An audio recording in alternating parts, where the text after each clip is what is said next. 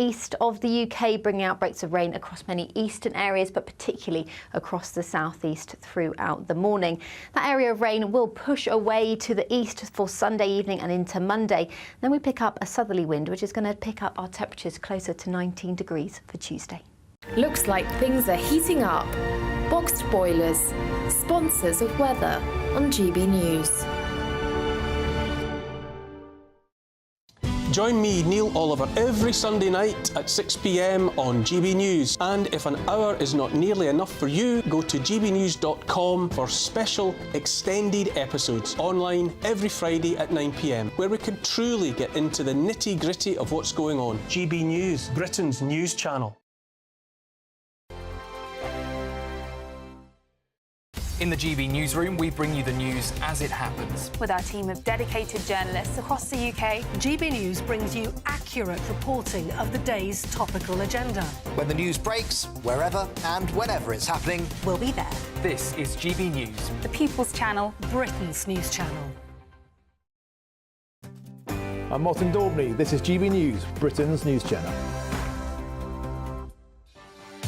Martin Daubney, weekdays from 3 p.m. SUV drivers in Oxford will face higher parking charges. Proposals tabled by the local Green Party or passed by the City Council.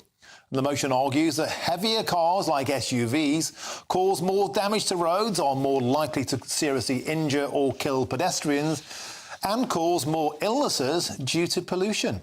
However, the Alliance of British Drivers has condemned the plan as absolutely outrageous. Well, let's get the thoughts now of the legendary motoring journalist, Quentin Wilson. Quentin, welcome to the show. Always a pleasure. We hear a lot about the war on motorists, this time targeting SUVs because of their weight, and the charges could be astronomical. This idea first started in Paris. Now it's coming to Oxford. Can you tell us a bit about how it would work?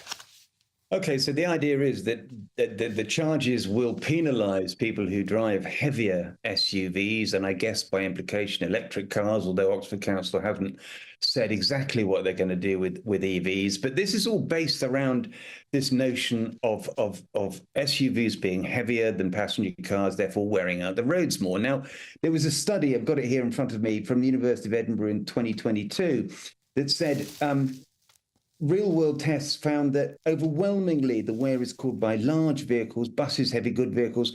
Road wear from cars and motorcycles is so low that this is immaterial. Now, obviously, driving around a medieval city like Oxford in an SUV isn't the brightest thing in the world to do. But the idea that we should penalise the owners of these cars based on imperfect science that's been read on social media, I think is completely wrong. Every Saturday, 10 till 12, we'll bring you all of the news that you need to know. We'll also remind you that there is so much to smile about. It's my favourite time of the week. I get to relax, enjoy some light-hearted stories, and let Ellie teach me about fashion too. That's Saturday Morning Live, every Saturday, 10 till 12. Only on GB News, Britain's news channel. If you want your news to be straight talking, this is the nightmare for the Conservatives again. Down to earth. It's not just Nottingham where this is happening, is it? And most importantly, honest. Hard-working, middle-class taxpayers, they'll get the book thrown at them. Then catch me, Martin Daubney, Monday to Friday, 3 till 6 p.m. on GB News, Britain's news channel.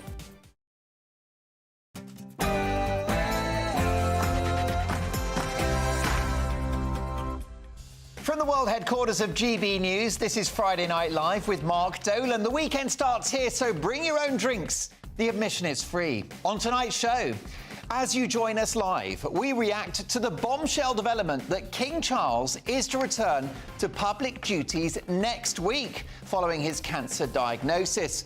We'll be reacting to the brilliant news that the country has been waiting for. Also tonight, as a poll suggests they now back Labour, have GB News viewers gone woke? As Donald Trump's top aide predicts Britain's future, will Nigel Farage be the Conservative Party's next Prime Minister? And will he save Britain? Plus, the Rwanda plan is already working. Find out why shortly. And as the BBC throw him under the bus, does Hugh Edwards deserve to be back on the box?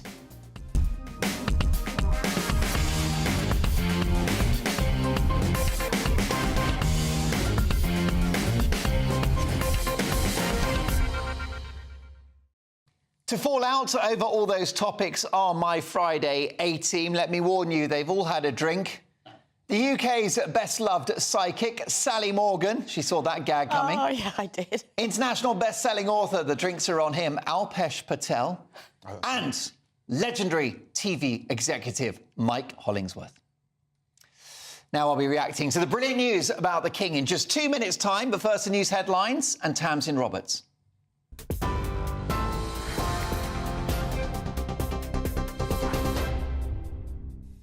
Mark, thank you very much. Here are the top stories from the GB newsroom. Well-wishers outside Buckingham Palace are welcoming the news the King is returning to public duties following the positive effect of his cancer treatment. A palace spokesperson says King Charles is greatly encouraged to be resuming some public-facing duties and very grateful to his medical team. He's been receiving outpatient care since February for an undisclosed form of cancer. Now, Charles and the Queen will visit a cancer treatment centre on Tuesday. The Prime Minister posted on X that it was brilliant news to end the week. Members of the public say it's great. Yeah, it's great news. It was sad to hear about the cancer diagnosis and what with him and Catherine coming at the same time. So it's great that he's on the mend. We'll be happy to be out and about and everyone, seeing that he's in good health. It's good news for him, I suppose, and it's quite favourable news for the nation, I suppose. The families of 3 men murdered in the Reading terror attack are calling for urgent change after a coroner ruled their deaths were probably avoidable. Friends James Furlong, Dr David Wales and Joseph Ritchie Bennett were fatally stabbed in June 2020 when Libyan refugee Kahari Sadala targeted them in a town centre park. The coroner said failings by the Home Office and the local NHS community mental health team contributed to their deaths. James Furlong's father, Gary, said he has very little confidence that an attack like this will not happen again. Humza Yousaf says he will not resign as Scotland's First Minister ahead of a crucial test of his leadership next week. He says that as a minority government, his party will need to make some concessions as it negotiates with other parties. It's after the collapse of the SNP's power-sharing deal with the Greens yesterday. But Humza Yousaf says he'll fight on. I fully intend to not just win that vote, but I intend to fight to make sure that the government stays, not just the government continues to deliver on the priorities of the people, like, for example, investing in affordable housing. So there's all that political game playing happening from the opposition. That will not be taking part. It will be getting, of course, on with the job. And when the vote comes, I fully intend to win. The Foreign Office has summoned the Russian ambassador after a British man was allegedly recruited as a Russian spy. 20-year-old Dylan Earle has been charged with conducting hostile activity in the UK to benefit Russia. He's accused of masterminding an arson plot on London businesses. 4 other men were also charged in connection with the same investigation. Well, those are the top stories, and for all the latest, do sign up to GB News Alerts. You can scan the QR code on your screen or go to gbnews.com/alerts. Now, though, it's back to Mark.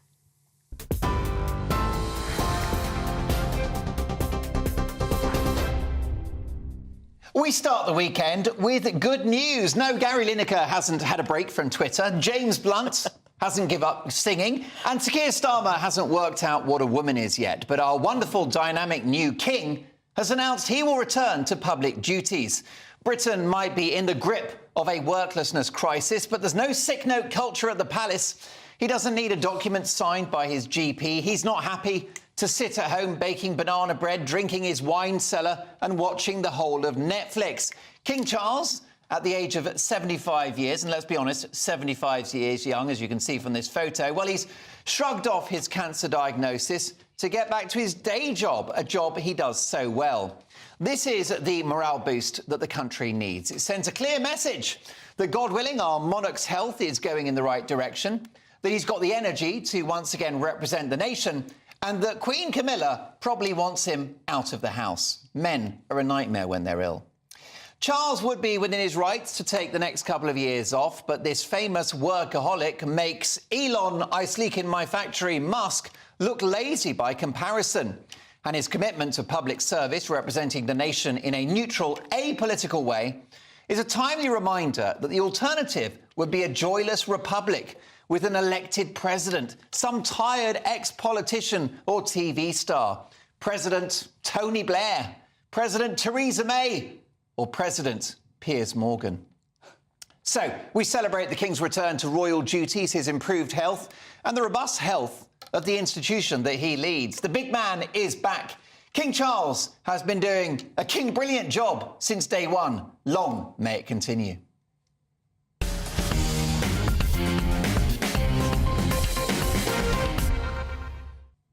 Great news to start the weekend. Let's get reaction from my Friday A-team. Sally Morgan, Alpesh Patel and Mike Hollingsworth. Listen, Alpesh, King Charles has had cancer. It's devastating. He's making what we hope is a recovery. But in a sense, it's been the making of him. I've met that wonderful man many, many times. He is warm. He is incredibly hardworking, as you rightly say. And I'm so pleased he's back to work for one simple reason. Looking at me, you will know one thing about me. I want to bring back the British Empire. No, I want to bring back the British Empire. And you can't do that without a king. So that's why we need the king. Forget all this president stuff. No, you need him because you can't have an empire without a king. I know the king. That is the ultimate name drop, isn't it? I know King Charles. Can you do better than that? He's got a firm grip. He's got a firm grip. Is that right? Well, I knew his first wife. That maybe is that better than that? No, but I'm so pleased that he's back to work. And of course, you know, he wants to get back to work because of his darling wife, who he calls his darling. She has been holding it all up there for him, and she's very tired at the moment, so I think that it gives him great pleasure to feel that he can go out there and he can be shaking the hands, give her a bit of a rest. Yeah, most definitely. Of course, you were Diana's psychic, were you not? An advisor, confidant. I was her confidant, and I like that, because 4.5 years every single day on the phone, you certainly do get to know someone. And if she were here, she would be rooting for his recovery, wouldn't she? She would, because even though they were divorced, she loved him very much there, and, of course, the boys, so she would be there rooting for the king. Indeed so. And I think, importantly, Mike Hollingsworth, what King Charles has achieved is to remove the stigma around cancer. Yes, he has indeed, and that's a good thing. I'm not a monarchist, but I wish him well, obviously, and as a joint cancer sufferer, I empathise with him. And I met him. I haven't met him as many times as you have, but... You're not his bosom buddy? No, I'll invite you the next time. I'm not his bosom buddy. But I did go to the palace not many weeks ago with my ex-wife, Anne Diamond, and I was amazed. Somebody who'd never really been a monarchist herself was absolutely struck by him, and, like a lot of people, almost went weak at the knees when she was talking to him. You can see her there, and if you look very closely, she looks like she's gone weak at the knees. Most definitely. Yeah. And you are in the background there. Did your trip to the palace turn you into a monarchist? No. I like all the palace stuff, but then for instance, I go to France, which hasn't had a monarch for a very long time, but I still like going around the palaces and having a look at all the things that they've done. I'm very fond of that. And actually, I think that's one of the reasons that in this country, if we did away with the monarchy, we would still get the number of visitors we do. We wouldn't have the stability, though, would we? What do you think, Sally? You think it brings stability? I'm a great monarchist and I'm a royalist and I love them. And I think that they bring so much money into our country. And look how everyone is thrilled that he's back to work. You know, we need a monarchy. We need a monarchy. We need it because we need stability at the moment, and they bring that to us. Well, yeah, because you have to worry, Alpesh, if it wasn't King Charles, it could be President Blair or President Lineker. We'd be revolting on the streets at the thought of any of it. Come off it. Come off it. Given his recovery, I think the channel should be called UK News, not GB News. I mean, that's not a bad. Come on, Mike. You're not happy with the suggestion. That's what everybody comes up with: President Blair or President, you know, the wrong names. But when you look at Ireland, which has had a very good succession of presidents, and also, if the all you get is the family of the president. You don't get all the hangers-on that our royal family does.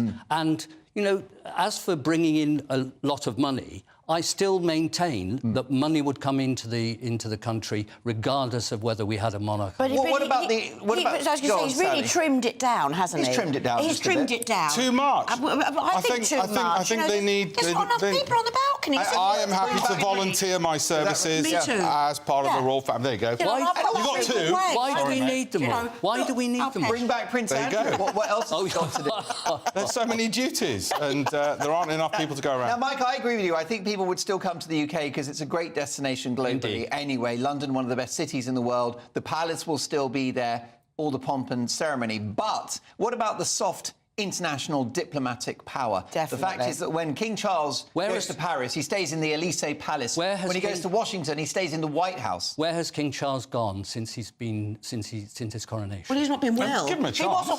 He wasn't well when he got wasn't Planning to go to Australia very shortly. It's almost the year-long anniversary of the coronation, and he was in power before then, and he hasn't gone anywhere. Australia, New Zealand, they haven't seen him, and those countries were expecting to keep the monarch as their head of state. You don't answer my question. The soft diplomatic power of the royal family is second to none. If it was an ex-politician that was our president, they wouldn't get the red carpet treatment. It doesn't have to be an ex-politician.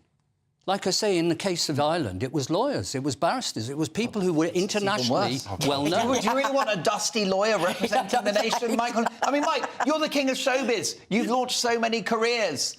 How can you possibly get behind the idea of some boring old president? Well, if you're challenging me like that, I could find you quite a number of people. All right, well, look, you raise an absolutely tantalising question, Alpesh Patel and Sally. If we had a president, who should it be?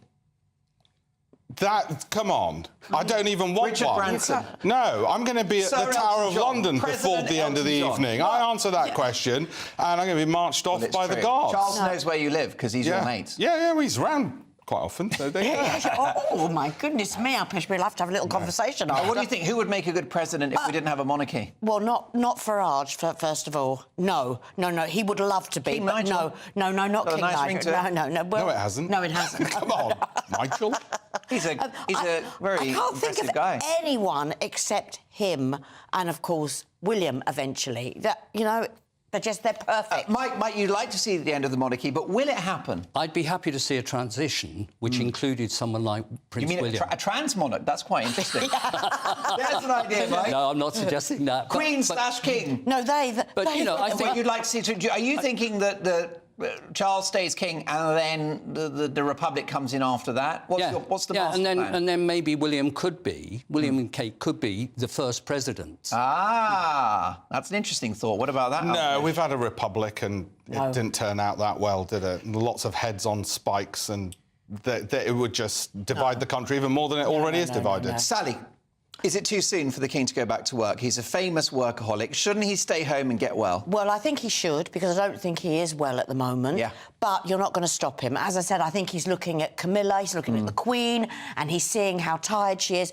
He's also seeing how he is needed. He's needed at the moment. The country need him, and he's decided that he will go back, but I do think it is too soon. But they won't let him, the system will not let him become too tired.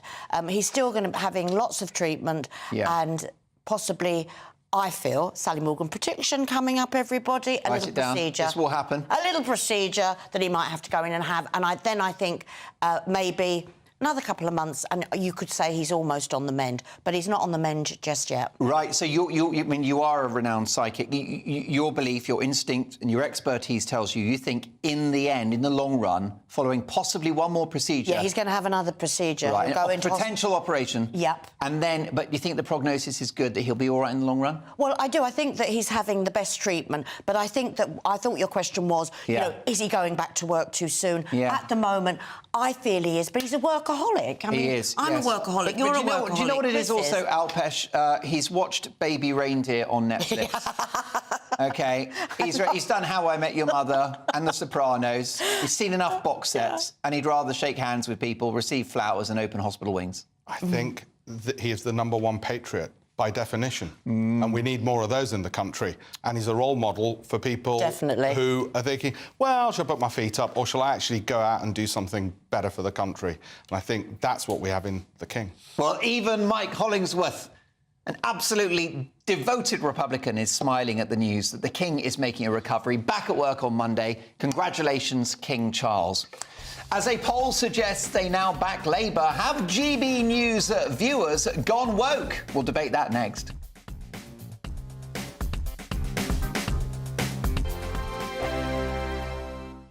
I'm Andrew Doyle.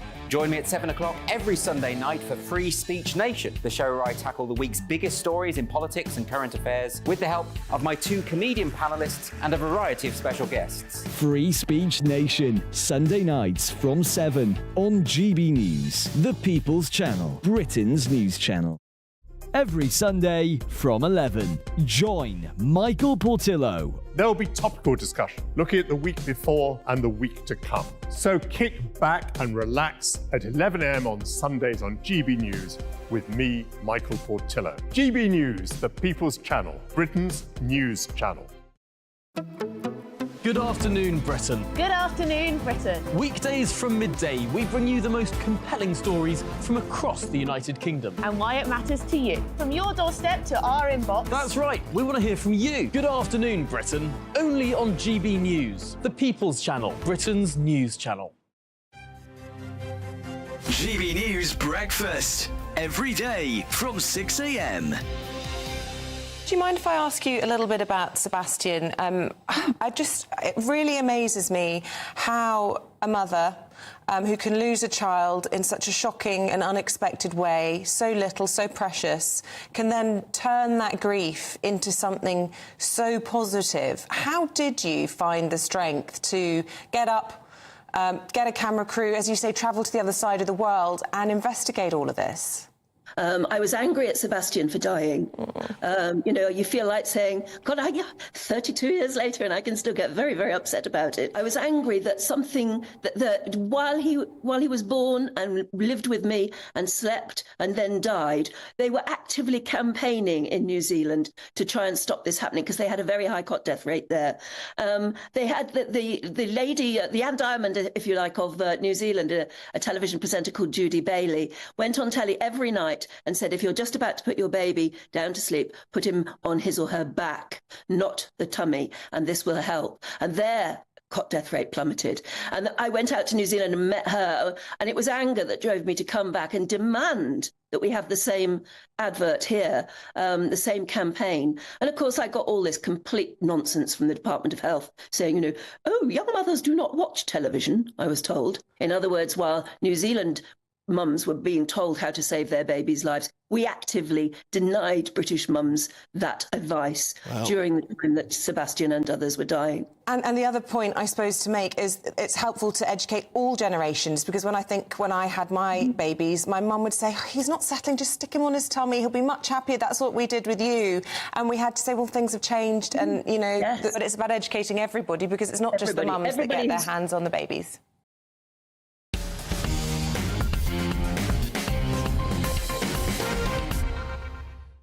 A shock poll commissioned exclusively for GB News has revealed that Sir Keir Starmer is now more popular than Rishi Sunak among GB News viewers, and Labour are more popular than the Tories. So have GB News viewers gone woke? Alpesh Patel. Look, the audience can't see the bookshelf, but you've got Das Kapital, the complete works of Karl Marx. You've got, you've got Little Red Book. Jeremy Corbyn, My Life. Yeah, and Times. They can't see all of that. Last time I was in here, you had Mein Kampf. You guys have gone completely left-wing. Most definitely. Listen, does it surprise you? Is that the final nail in the coffin for Rishi Sunak, that the GB News viewers would rather have a Labour government? Well, yeah, I mean, you just count the numbers. You've got, 50 million people watching tonight, and obviously if they've all gone Labour, then Labour win. But I think people would agree it's more Rishi's lost it. Now, I've got to say, being brown, being of Indian origin, I mean, he's buggered it up for me ever becoming PM for probably a couple of generations now. So, I'm feeling this pain personally. You think the country's crying out? I had ambition. Can't be in the royal family, can't be Prime Minister. It's working my way down right now. Yeah, but he's in with the king. He's going to be knighted next. Joe, it's going to be Sir. We'll all be bowing to you the next time we're But he here. doesn't tick any boxes anymore. We've had a British Asian Prime Minister, so your concern is you don't tick boxes anymore. Look at the Scottish First Minister. I'm really screwed up. I think that survey says more about GB News than it says about Sunak or Starmer. I think what it shows is that you've got a really good cross-section of the population viewing. Very and it's attractive growing. viewers as well. Yes. I mean, I've met them. But you're right, and I think, Mike, what you're saying is that, that, Mike, contrary to what our critics might say, GB News is no echo chamber. No, it isn't. True. And that's exactly the point I'm making, that GB News actually doesn't just serve one particular wing of the political... No, it stands on its own, and it's. I think GB News is saying what the person at home is saying. It's saying what the public is saying. Yeah, I think you represent... the majority of what people are thinking. But don't you think it's sad that it's only a choice between Starmer and Sunak? Don't you think it's sad that the sort of election process that we have is still only first past the post and it's not PR? Well, I hear what you're saying, Mike, but what worries me about first past the post going is that you'll have hung parliaments forever, and we don't have a great history with hung parliaments, do we? We don't, but do you remember the Theresa May years, the Brexit deadlock? We didn't get anything done. Yeah, but if it's properly constructed, you get a better... I think you get a better cross-representation of the population's feelings. I mean, at the moment, we've got two parties which actually seesaw between them. And they're so close to the middle that sometimes you can't tell them apart. Well, I think you raise a point, because in 2017, if UKIP had been part of a proportional system, they could have had 20, 30, 40 MPs, maybe held the balance of power. And this time Reform could do the same thing. Well, how about that then? What about proportional representation? We definitely need more uncertainty in politics and more jostling for position. Listen, an elected dictatorship, I've even got my doubts about democracy right now. I mean, a royalist, I'm thinking somewhere between extreme royalist, Chinese Communist Party, as your viewers would agree, they're leaning that way already. They've gone way. Elected dictatorship, that's what you need, and a benevolent dictator in a monarch. Well, that is what they Job call the current parliamentary system is an elected dictatorship. That's what Lord Helsham said. The idea is strong government, but... Do you agree with Mike that Britain deserves a better choice of Starmer versus Sunak? Well, of course, but they're not going to get it. I mean, Sunak's going out, Starmer's coming in, people want to change, end of. Yeah. And he will bring to the table, Keir will bring to the table new beginnings. First name terms? Good friend of yours? No. Special we never know after this. I mean, come on, Keir. Yeah, definitely, the country wants change, and we're going to get it. And it's amazing. So you, as a psychic, you do expect a Labour government? Oh, definitely. In a few months' time. And I predicted that way back. And any thoughts on the date of the election? November is predicted. Could Sunak go to January? No. Why doesn't he go to January, Mike, and then just in January say we've given up election? I think he could... Do you know what? It has good historic precedent. I got a date then, the 14th of November. And he could be our permanent glorious leader for the next 50 years. Indeed, he could. But a week is a long time. Who knows what's going to happen between now and, say, January? Well, what are you saying, reading between the lines? Are you suggesting that events could conspire to keep Rishi Sunak in power? A plane takes off for Rwanda, you know, and suddenly people start to think, oh, yes, maybe he's right. Well, we're going to discuss Rwanda in just a moment and why it looks like it's already working. You suggested 14th of November. I did, sorry, I got the 14th. I didn't mean to interrupt you. No, interrupt away. I don't know, 14th of November, I don't know what day. I don't have a bookie, but I'm going to call a bookie. There's a bit of paddy power there. Yeah. There are other betting agencies. And there are others, Yes, we're closing the deal with some William Hill sponsorship, so be nice. Oh, right, OK. Oh, right, there you go. or is it that, Brooks? Listen, there you go. Well, look, fascinating stuff. That debate is going to run and run. But parting is such sweet sorrow. Having found a candidate to run Scotland even more badly than Nicola Sturgeon, the SNP will rue the day they chose Humza Yousaf, who has outlasted Liz Truss's lettuce, but who lacks the staying power of a Scottish turnip. Like the popular Scottish root vegetable, Yousaf himself probably wants to get mashed tonight, because following the collapse of his deal with the Green Party, he is reliant on the support of one single ex-SNP politician, Ash Regan. when she left the SNP over the party's mad trans policies, Yousaf said it was no loss, a remark that will come back to haunt him. He will be no loss to Scotland when he eventually goes. This is a guy who was installed by the party to continue Nicola Sturgeon's legacy. Well, he has achieved just that, a legacy of drug and alcohol deaths, a Scottish NHS close to bankruptcy, low attainment in schools, crime through the roof, and a brilliant country populated by brilliant people in the grip of woke ideology. The Sturgeon-Yousaf Dream Team have seen women's rights eviscerated to placate trans extremists. They've caused a public spat with the world's greatest author, J.K. Rowling, and don't pick a fight with someone who has access to wizards. And their true low point, a double rapist accommodated in a women's prison. Scotland has now become so terminally woke that this monster, Isla Bryson, real name Adam Graham, has received an apology from a top Scottish prison officer for misgendering him. Well, I'm not one for compelled speech, but I'd be tempted to make misgendering rapists obligatory, or at least a national sport. Isla Bryson is a man, and a despicable one at that. But this fall from grace for a party of rapid nationalism is good news for the country. First of all, even the mad SNP have realised that an unthinking race to net zero would pretty much finish off Scotland's already ailing economy, which is why they've ditched the Green Party. Trans madness cost Sturgeon her job, in part at least, and J.K. Rowling, fuelled by the Cass report, is winning the argument that trans women are not women.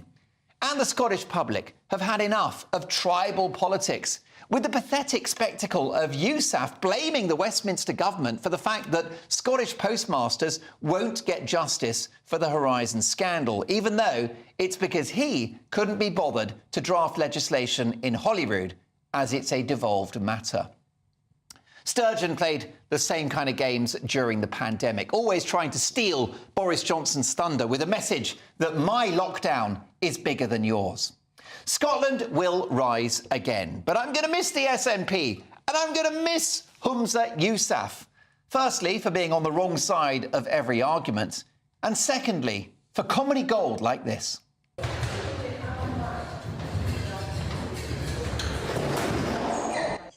Too good. There's a metaphor in there somewhere. Yeah. On your bike, Humza, or should I say, scooter.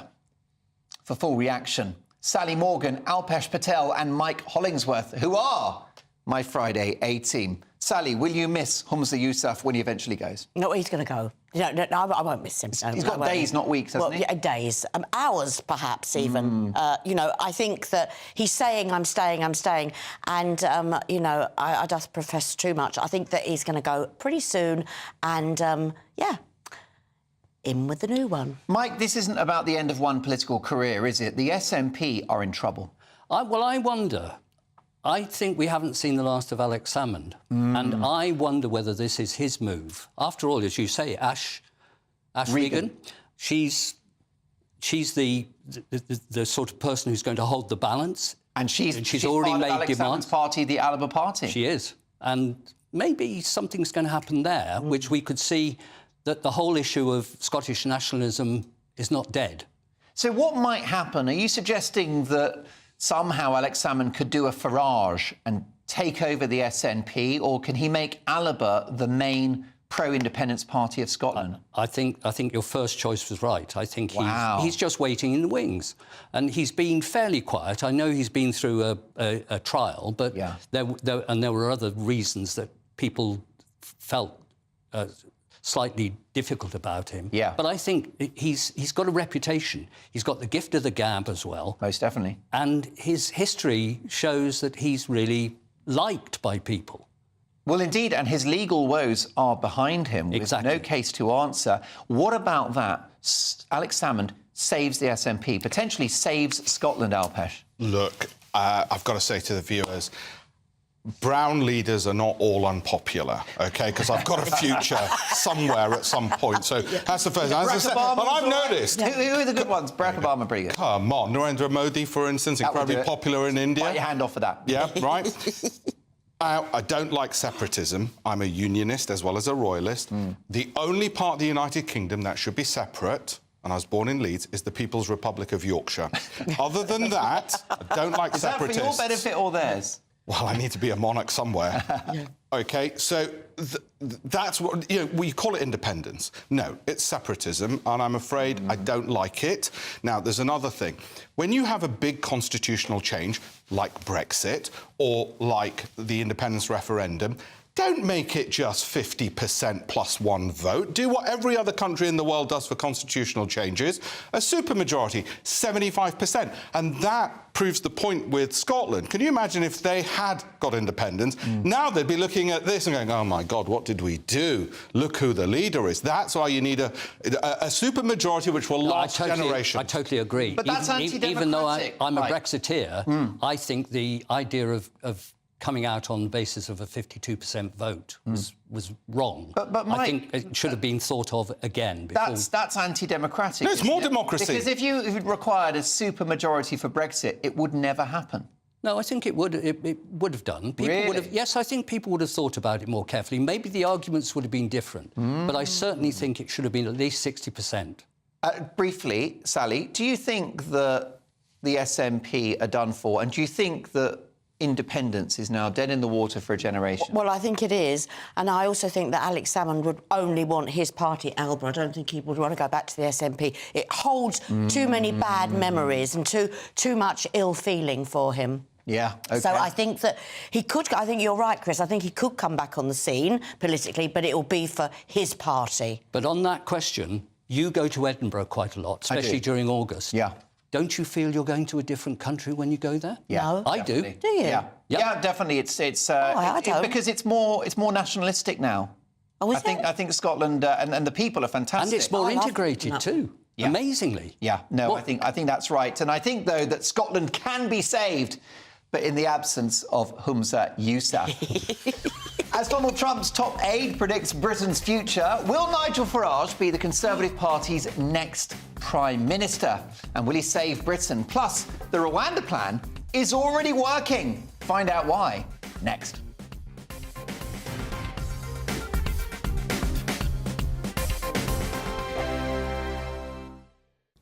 Hello again, good evening, welcome to your latest GB News weather update. It's going to be another cold night tonight and rain will spread into the south and east through this weekend with the best of the dry weather around the north and west once again, much as it has been throughout this week. But to the south we've got low pressure arriving and some weather fronts through this evening. So for some heavy rain for many southern counties of England through this evening as well as southern areas of Wales by tomorrow morning. There's going to be a lot of cloud around. So it will be a milder night across the south. However, in the north, with cloud clearing and it turning much drier, it's going to be another cold start on Saturday morning. We could be down as low as -4 or 5. So expect frost rurally for parts of Scotland and Northern Ireland. But there will be, as today, lots of sunshine around, particularly across the north and west. The best of the sunshine will be through the morning. Cloud will bubble up into the afternoon. But across central areas, parts of Wales and into the Midlands, it's going to be quite a cloudy and cold feeling day. And into the southeast, we'll start to see some showery outbreaks of rain. But in any sunshine, it will start to feel that much milder with highs of 14 or 15 degrees. Now on Sunday, as I said, it is turning much wetter. This swathe of rain moves up to the north and east of the UK, bringing outbreaks of rain across many eastern areas, but particularly across the southeast throughout the morning. That area of rain will push away to the east for Sunday evening and into Monday. Then we pick up a southerly wind, which is going to pick up our temperatures closer to 19 degrees for Tuesday.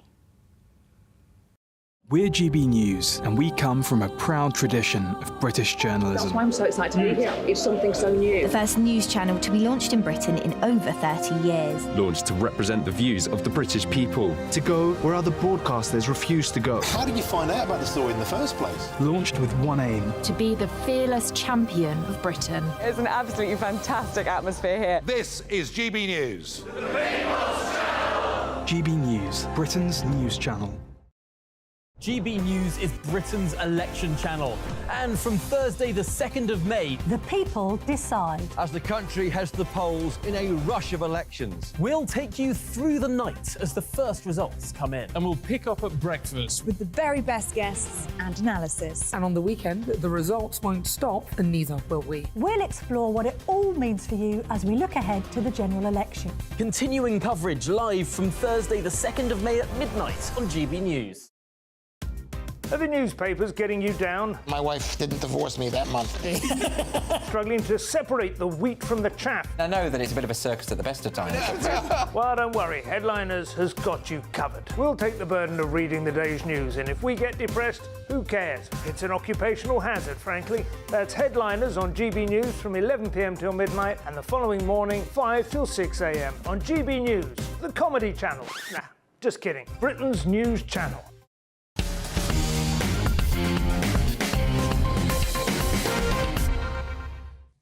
Donald Trump's former right-hand man, Steve Bannon, a man who looks like everyone's favourite Irish uncle, has predicted that GB News star Nigel Farage will become UK Prime Minister after a global financial meltdown knocks Sir Keir Starmer out of power. So will Nigel Farage save Britain? Mike Hollingsworth. I think Nigel's playing his cards very close to his chest at the moment. I'm not surprised by the prediction, which comes from the Trump camp, obviously, and they always do a lot to bolster each other's prospects. But I've got other thoughts about who's going to lead this country, because I actually am getting into a position where I think, actually, it doesn't matter which politicians are in power. The civil service is running this country. You're right, and also international financiers. We saw that during the Liz Truss period. She tried to cut taxes, and essentially the bond market said, no, we won't lend you the money. So somehow power is now outside of Parliament. And of course the worry is that Blair actually managed to get a few people into the civil service of his persuasion, and they're still there. Wow. A few truth bombs from Mike Hollingsworth. Do you care to challenge any of that, Alpesh? My wife is a civil servant, and I can tell you, Mike, she not only runs my house, but she is actually running the whole government. There you go. Pretty much. I mean, that's an exclusive. I'm going to give you another exclusive on GB News. I have met Nigel Farage, and I'm going to tell you, and I met him without any cameras. That's more impressive than knowing the King, by the way. Well, I thought you'd agree. I'm sure the viewers would. And I met him in the green room, not here, before. And I'm going to tell you something, why he won't be leader of the country or the saviour. That man is a pussy cat. OK, he is a... Awkward hesitation there. A bit quick. Let me finish the word, pussy cat. Call me psychic, I knew what you were going to say. He's the soft... People said to me, because he interviewed me, they said, what was he like? What was he like? Was he ferocious?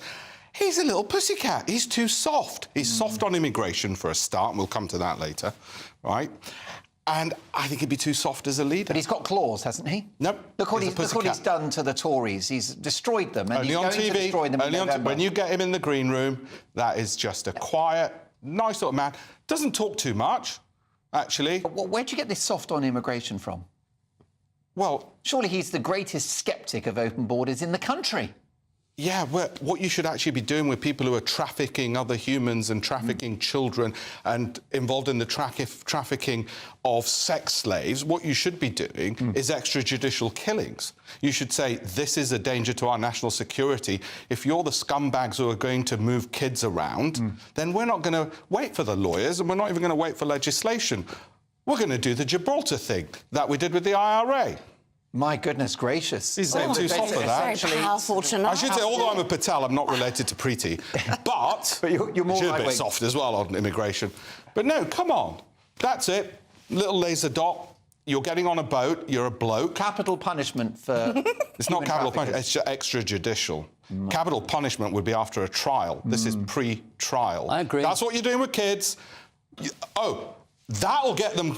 That'll stop them crossing bloody borders into the country. Then sending them to Rwanda is an attraction. They've come with nothing but the shirts on their back, no money, everything spent, and you're sending them to Rwanda. By the way, looked it up on a map. Right next door to Lake Victoria in Tanzania. What's next to Tanzania? Seychelles. That's a pull. That's too soft as well. No. OK, I mean, lively stuff. What do you think about this? And Nigel, a gifted man. I mean, he's a broadcaster now. He's not in politics, but if he went into politics Well, he's again... going back into... My prediction, Sally Morgan prediction, Nigel Farage will head the Reform Party. He's definitely... Before the election? Definitely. He's definitely going back into politics. Trump is backing him. He's backing Trump. Without a doubt...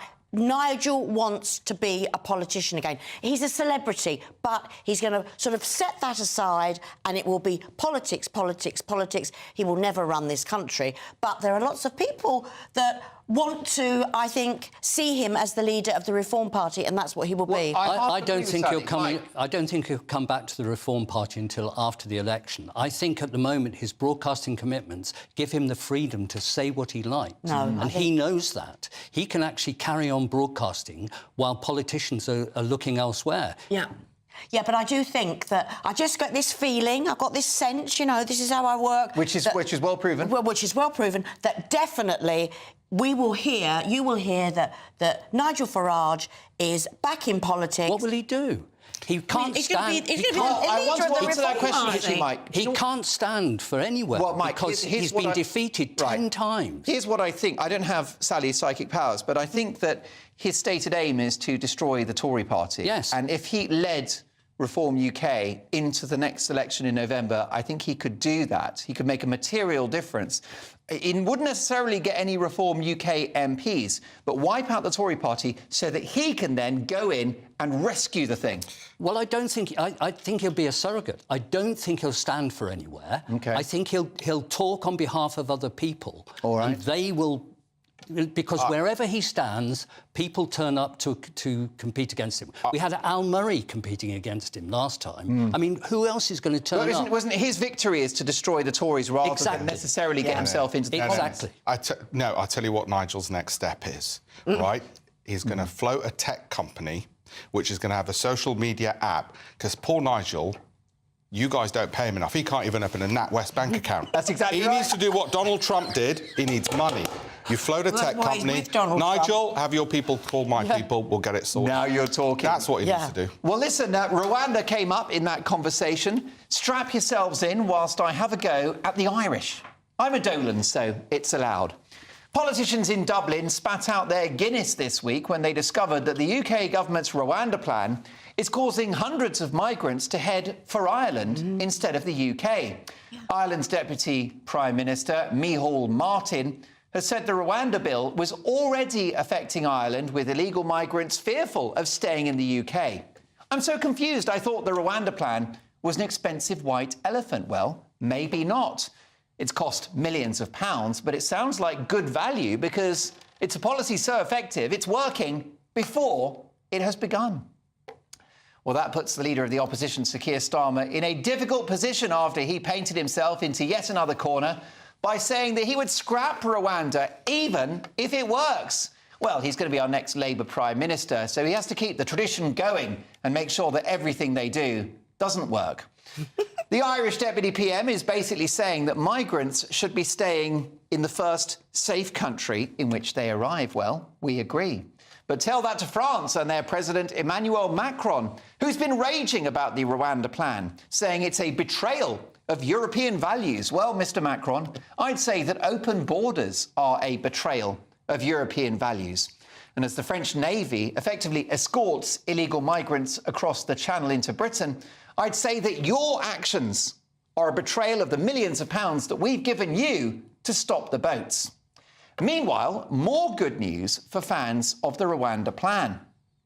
Ryanair boss Michael O'Leary has annoyed woke lefties, who luckily can't afford to fly anyway, that he's going to take the government contract to transport migrants to Rwanda. At least Ryanair are happy to take that gig.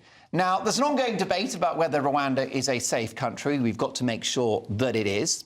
But I do think subjecting innocent human beings to the Ryanair food menu, the garish blue and yellow colour scheme, the tint seats only Posh Spice can fit into, and 28 quid for a cup of tea is a bit harsh. These brave folk are willing to cross the Channel in a perilous dinghy, but 3 hours on a Ryanair flight dealing with overworked, passive-aggressive staff on the minimum wage and wearing too much makeup might just be too much to take. But either way, it seems like the Rwanda plan has already taken flight. Now, Sally, I haven't got long on this, but you've got the Irish Deputy PM complaining that the Rwanda plan is basically already working. Well, exactly. But we will have a flight. It will go to Rwanda, and I think that I only see one flight. That's really interesting. Why is that? But is that not significant? One rather than none. It's politically significant for one flight to take off. Oh, is it? Well, what do you think, Alpesh? I'm going to go holiday there because I hear so much about it. I want to check it out myself, right? Because I'm telling you, it's a pull. You're going to get a free ride to a place with far better weather than Britain. Yeah. And I'll tell you why they went to Ireland, because I posted on Twitter the weather forecast for the next week in the UK, and it's freezing, it's blooming raining all the time.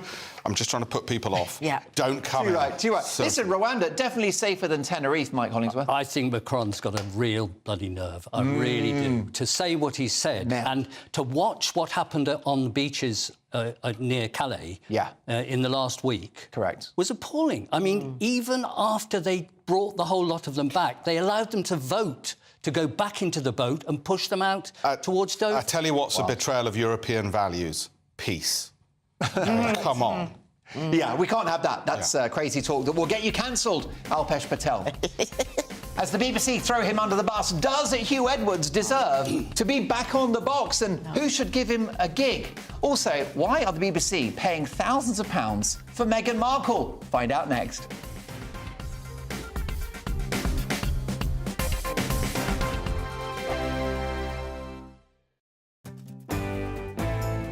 I'm Christopher Hope. This is GB News, Britain's election channel.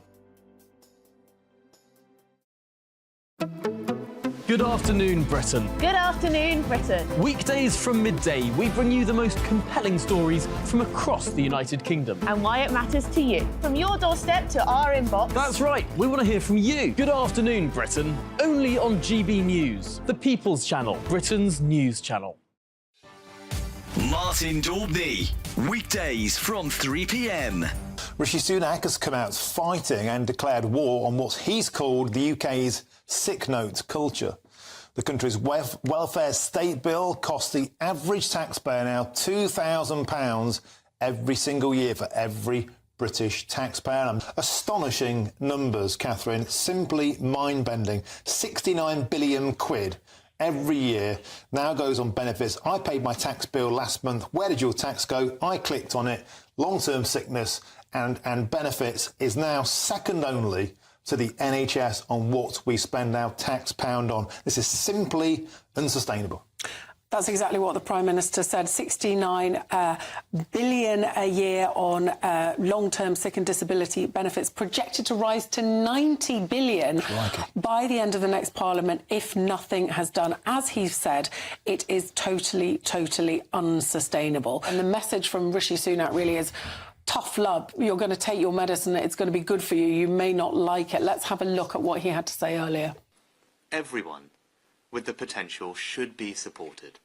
And not just to earn, but to contribute and belong. And we must never tolerate barriers that hold people back from making their contribution and from sharing in that sense of self-worth that comes from feeling part of being something bigger than ourselves. And that is why this is a moral mission, and why the value of work is so central to my vision for welfare reform. Certainly, Rishi Sunak said in the speech, in the period since the pandemic, something has gone wrong. Of course, millions of people had their wages paid by furlough. Now, that was an entirely artificial situation in an exceptional circumstance, but quite a lot of people left the workplace and simply haven't come back. I'm Patrick Christie's. Every weeknight from 9, I bring you 2 hours of unmissable, explosive debate and headline-grabbing interviews. What impact has that had? We got death threats and the bomb threat and so on. Our job is to do what's in the best interest of our country. You made my argument for me. My guests and I tackle the issues that really matter, with a sharp take on every story. I'm hearing it up and down the country. That was a beginning, not an end. Patrick Christie's tonight from 9 p.m, only on GB News, Britain's news channel.